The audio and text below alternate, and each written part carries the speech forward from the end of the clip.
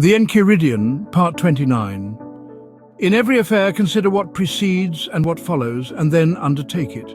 Otherwise you will begin with spirit, indeed careless of the consequences, and when these are developed you will shamefully desist. I would conquer at the Olympic Games, but consider what precedes and what follows, and then, if it be for your advantage, engage in the affair.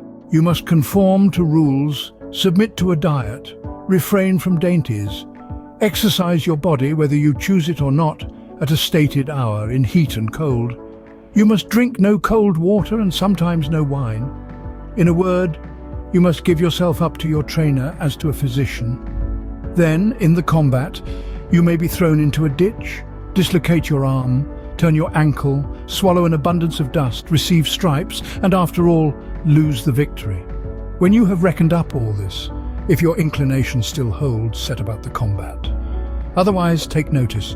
You will behave like children who sometimes play wrestlers, sometimes gladiators, sometimes blow a trumpet, and sometimes act a tragedy, when they happen to have seen and admired these shows. Thus you too will be at one time a wrestler, and another a gladiator, now a philosopher, now an orator, but nothing in earnest.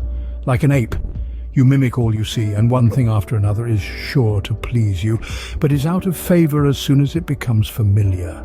For you have never entered upon anything considerately, nor after having surveyed and tested the whole matter, but carelessly and with a halfway zeal. Thus some, when they have seen a philosopher and heard a man speaking like Euphrates, though indeed who can speak like him, have a mind to be philosophers too. Consider first, man, what the matter is, and what your own nature is able to bear. If you would be a wrestler, consider your shoulders, your back, your thighs, for different persons are made for different things. Do you think that you can act as you do and be a philosopher, that you can eat, drink, be angry, be discontented as you are now?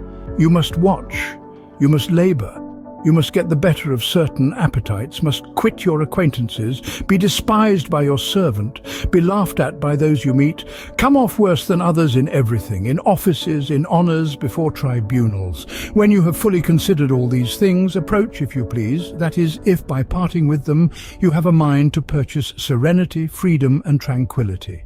If not, do not come hither. Do not, like children, be now a philosopher, then a publican, then an orator, and then one of Caesar's officers. These things are not consistent. You must be one man, either good or bad. You must cultivate either your own reason or else externals. Apply yourself either to things within or without you, that is, be either a philosopher or one of the mob. Thanks for watching, and please don't forget to subscribe.